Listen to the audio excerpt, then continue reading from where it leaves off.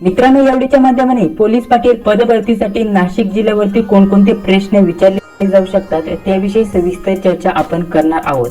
Police Patil पदभरतीचा Nashik जिल्ह्याचा paper 22 October 2023 रोजी होणार आहे। तर त्यासाठी तुम्हाला तुमच्या स्वतःच्या जिल्ह्यावरती जास्तीत जास्त प्रश्न आलेले बघण्यासाठी भेटून जातील, कारण स्वतःच्या परिसरातील जी पण माहिती असते आणि जिल्ह्याची माहिती असते त्यावरती कमीत कमी 8 ते 10 प्रश्न तुम्हाला आरामशीर विचारलेले बघण्यासाठी भेटून जातील आणि जास्तीत जास्त 15 ते 16 प्रश्न तुम्हाला विचारले जाऊ शकतात। तर त्यासाठी नाशिक जिल्ह्याविषयी जी पण माहिती आहे ती तुम्हाला माहिती असणं गरजेचं असणार आहे। तर त्यासाठी आपण नाशिक जिल्ह्याविषयी जे पण महत्त्वाचे प्रश्न उत्तर असतील ते या व्हिडिओच्या माध्यमाने आपण बघणार आहोत। त्यासाठी नक्कीच या व्हिडिओला पूर्ण बघा।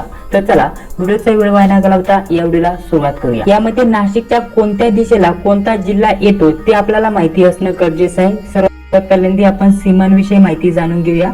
नाशिकच्या उत्तरेला धुळे जिल्हा आहे, पूर्वेला जळगाव जिल्हा आहे, आग्नेयेला औरंगाबाद जिल्हा आहे, दक्षिणेला अहमदनगर जिल्हा आहे, नैऋत्येला ठाणे जिल्हा, पश्चिमेला नवसारी जिल्हा आणि वायव्येला डांग जिल्हा। अशा प्रकारच्या आपल्याला नाशिकच्या वेगवेगळ्या ज्या पण दिशा आहेत त्यांना हे जिल्हे तुम्हाला बघण्यासाठी भेटून जातील। चला, तर नाशिक जिल्ह्याविषयी काय महत्त्वाचे प्रश्न उत्तर बघूया। आपला पहिला प्रश्न काय विचारलेला आहे, नाशिकचे पहिले नाव काय होते? तर या प्रश्नाचं उत्तर काय असणार आहे? गुलशनाबाद। ठीक आहे, गुलशनाबाद हे नाशिक जिल्ह्याचे पहिले नाव होते आणि हे कोणी ठेवले असं जर प्रश्न विचारला, गुलशनाबाद हे नाशिकचे पहिले नाव कोणी ठेवले नाही तर कोणी बदलले होते, तर मोगलांनी हे नाव बदलले होते असं आपल्याला सांगता येईल आणि ते सुभ्याचे मुख्य ठिकाण होते असं देखील आपल्याला सांगता येईल। तर ही काय महत्त्वाची माहिती आहे हे आपल्याला माहिती असणं गरजेचं असणार आहे। 2 नंबरचा प्रश्न तुम्हाला विचारला जाऊ शकतो की नाशिक जिल्ह्याचे क्षेत्रफळ किती आहे? तर या प्रश्नाचं योग्य उत्तर काय असणार आहे? 15,582 चौरस किलोमीटर हे आपल्या प्रश्नाचं योग्य उत्तर असणार आहे। आता यामध्ये जर विचार केला, तुम्ही एखादं पुस्तक वाचत असाल नाही तर काही नोट्स वापरत असाल तर त्यामध्ये हे जे उत्तर आहे मागे पुढे होऊ शकतं। यामध्ये 15,500 ते इथं 82 दिलं ते इथं 32 असू शकतं, त्यानंतर थोडं कमी जास्त असू शकतं, परंतु आपल्याला 15,500 आणि पुढे जे पण असेल ते लक्षात ठेवायचंय। ठीक आहे, त्यामुळे आपल्याला 15,500 हे महत्त्वाचं असणार आहे चौरस किलोमीटर या प्रश्नाचं योग्य उत्तर असणार आहे। पुढील 3 नंबरचा प्रश्न काय दिलेला आहे? क्षेत्रफळाच्या दृष्टीने महाराष्ट्राचा कितवा क्रमांक आहे? तर या प्रश्नाचं योग्य उत्तर काय असणार आहे? 3रा क्रमांक आहे। ठीक आहे, क्षेत्रफळाच्या दृष्टीने भारतातील महाराष्ट्राचा 3रा क्रमांक आहे हे आपल्या प्रश्नाचं योग्य उत्तर असणार आहे। चला, पुढील त्याच्याच रिलेटेड तुम्हाला प्रश्न विचारले जाऊ शकतात की क्षेत्रफळाच्या दृष्टीने सर्वात मोठे राज्य कोणते आणि त्याचे क्षेत्रफळ तुम्हाला विचारले जाऊ शकते की भारतातील सर्वात मोठे राज्य कोणतं आणि त्याचे क्षेत्रफळ किती? तर क्षेत्रफळाच्या दृष्टीने भारतातील सर्वात मोठे राज्य राजस्थान आहे। कोणतं? राजस्थान राज्य हे आपल्याला लक्षात ठेवायचे आणि राजस्थान राज्याचं क्षेत्रफळ किती आहे असा जर प्रश्न विचारला तर आपल्याला काय सांगायचं आहे? 3,42,239 चौरस किलोमीटर एवढं त्याचं क्षेत्रफळ आहे। चला, पुढील प्रश्न बघा, 5 नंबरचा काय दिलेला आहे? लोकसंख्येच्या दृष्टीने महाराष्ट्राचा कितवा क्रमांक आहे? तर या प्रश्नाचं योग्य उत्तर असणार आहे 2रा क्रमांक आहे। लोकसंख्येच्या दृष्टीने महाराष्ट्राचा 2रा क्रमांक आहे आणि लोकसंख्येच्या दृष्टीने पहिलं राज्य कोणतं आहे देशातील असा प्रश्न विचारला तर त्या प्रश्नाचं उत्तर काय असणार आहे? उत्तर प्रदेश। महाराष्ट्राचा 2रा क्रमांक आणि उत्तर प्रदेशाचा पहिला क्रमांक आहे, कारण 2011च्या जनगणनेनुसार जर विचार केला उत्तर प्रदेशाची लोकसंख्या तर ती 20 करोड होती मित्रांनो। त्यामुळे महाराष्ट्राचा 2 नंबरचा आणि 1 नंबरचा उत्तर प्रदेश या देशाचा इथं सहभाग बघण्यासाठी भेटेल। त्यानंतर असा देखील प्रश्न विचारला जाऊ शकतो की लोकसंख्येच्या दृष्टीने सर्वात लहान राज्य कोणतं? तर या प्रश्नाचं उत्तर काय असणार आहे? सिक्कीम। सिक्कीम राज्यामध्ये सर्वात कमी लोकसंख्या आहे 2011च्या जनगणनेनुसार। आपण नाशिक बद्दल आता पुन्हा माहिती जाणून घेऊया। नाशिक जिल्ह्याचं हे नाशिक नाव कसं पडलं नाही तर नाशिक पौराणिक नामाबद्दल तुम्हाला विचारलं जाऊ शकतं की हे नाव कसं पडलं नाही तर त्याबद्दल माहिती। आता जर विचार केला तर नाशिक हे शहर पौराणिक काळापासून प्रसिद्ध आणि पवित्र क्षेत्र म्हणून ओळखलं जातं। आता यामध्ये आपल्याला जर विचार केला पौराणिक काळामध्ये 14 वर्षांचा राम लक्ष्मणाचा जो वनवास होता यामध्ये नाशिक जवळील या जंगलामध्ये लक्ष्मणाने काय केलं होतं? जी रावणाची बहीण होती शूर्पणखा हिचे नाक कापलं होतं। ठीक आहे, नाक कापलं होतं आणि नाकाला जर विचार केला तर संस्कृत मध्ये काय म्हणतात? नासिका म्हणतात। ठीक आहे, नाकाला काय म्हणतात? नासिका। त्यामुळे यावरून आपल्याला नाशिक या विभागाला किंवा जिल्ह्याला नाशिक नाव असं पडलं असं सांगता येईल, असा पौराणिक इतिहास आहे। तर असं देखील आपल्याला सांगता येईल। ठीक आहे, नाशिक हे जिल्ह्याचं नाव आहे ते कसं पडलं हे तुम्हाला यावरून समजत आहे। तर चला पुढे जर विचार केला तर नाशिक जिल्ह्यातील एकूण आपल्याला तालुके किती आहेत असा सुद्धा प्रश्न विचारला जाऊ शकतो की नाशिक जिल्ह्यात किती तालुके आहेत. तर नाशिक जिल्ह्यात एकूण 15 तालुके आहेत. ते कोणकोणते ते तुम्हाला इथे दिसत असतील. आपण आपल्या नोट्स मध्ये हे सर्व काही उपलब्ध करून देणारच आहोत. त्यासाठी आपण या नोट्सचा नक्कीच लाभ घेऊ शकता. त्यासोबत आपल्याला असा देखील प्रश्न विचारला जाऊ शकतो की आधी जे 13 तालुके होते, ठीक आहे, नाशिक जिल्ह्यात किती 13 तालुके होते, त्यानंतर नव्याने जे 2 तालुके ऍड झालेले आहेत ते कोणकोणते तालुके आहेत. तर आपल्याला सांगता येईल देवळा व त्र्यंबक हे जे 2 तालुके आहेत नाशिक जिल्ह्यामध्ये नव्याने ऍड झालेले आहेत.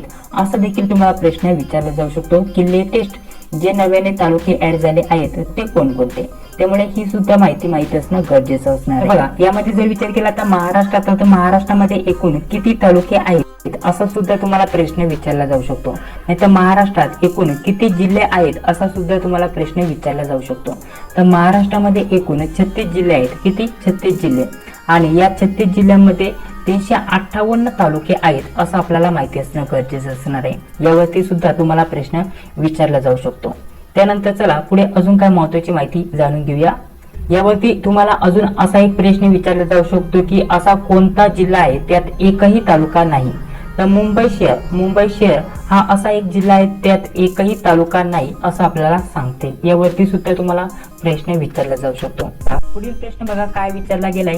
नाशिकमध्ये कोणत्या नद्या मिळतात असा तुम्हाला प्रश्न विचारला जाऊ शकतो. काही नद्या दिल्या असतील आणि यातील कोणती नाशिकची नदी नाही, नाहीतर यातील कोणती नाशिकची नदी आहे असा प्रश्न विचारला जाऊ शकतो. नाहीतर कोणकोणत्या नद्या नाशिकमध्ये मिळतात हे आपल्याला माहिती असणं गरजेचं असणार आहे.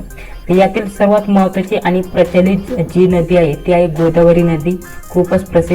तर ही नाशिकमधील आपल्याला नदी बघण्यासाठी भेटते.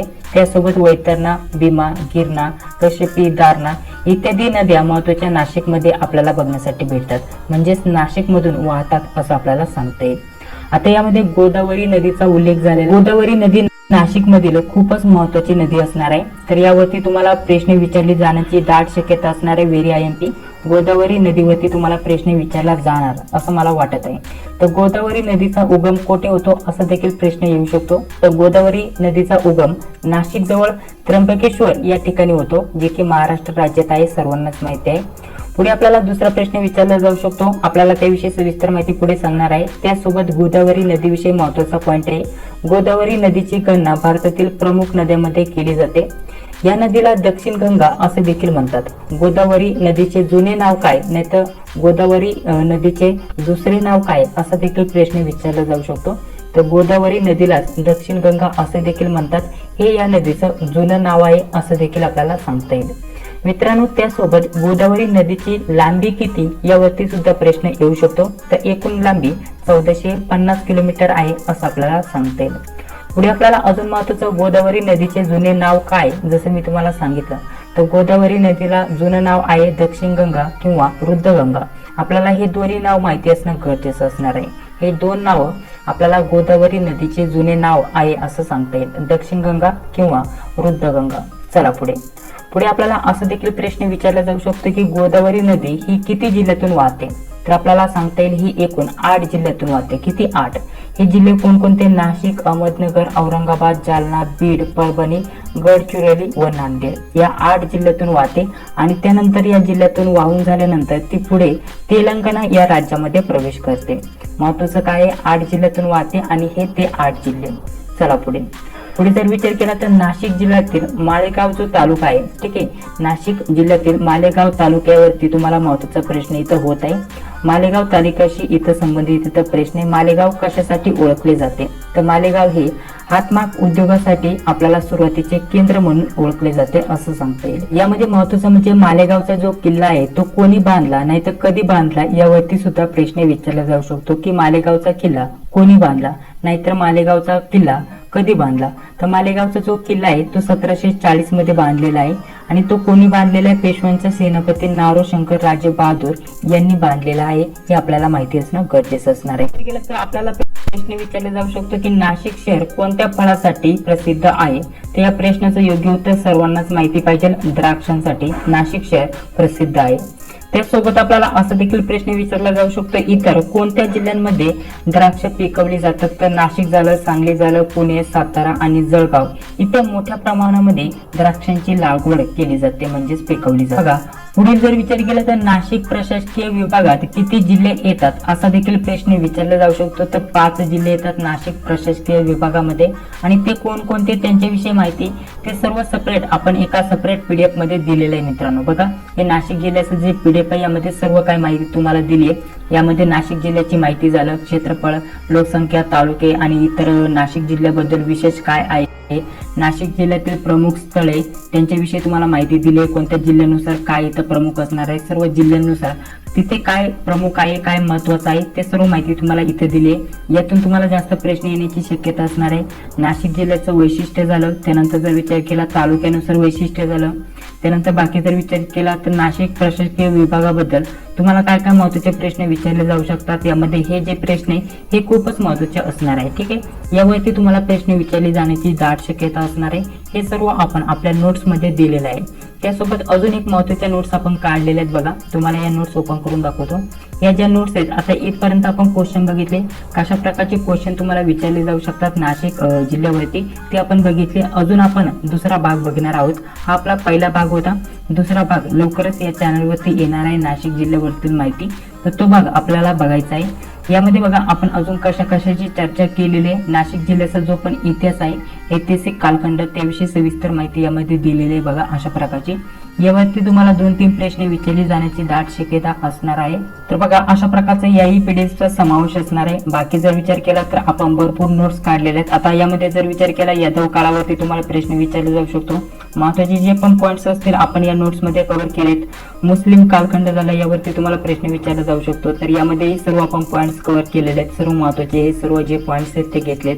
मराठा कालखंड आहे, यामध्ये काय महत्त्वाचे पॉईंट्स असणार आहे, हे सर्व जे आहेत महत्त्वाचे पॉईंट यामध्ये ऍड केलेले आहेत. आपण दुसऱ्या भागामध्ये सविस्तर चर्चा करणारच आहोत, आणि तसं तुम्ही हे पीडीएफ डाउनलोड करून घेऊन आपण हे सर्व अभ्यास करू शकता. ठीक आहे, आता हे पीडीएफ तुम्हाला कुठून भेटणार, आणि त्यासोबत अजून आपण पोलीस पाटील या पदासाठी नाशिक जिल्ह्याविषयी जी पण माहिती काढलेली आहे ती तुम्ही या पीडीएफ मध्ये बघू शकता. हे सेकंड नंबरचा आपला पीडीएफ असणार आहे. यामध्ये सर्व क्वेश्चन टाईप आपल्याला अशा प्रकारची नाशिक जिल्ह्याची माहिती बघण्यासाठी भेटून जाईल. अशा प्रकारचे भरपूर मोठे पीडीएफ आहे. यामध्ये सर्व तुम्हाला काय भेटून जाणार आहे.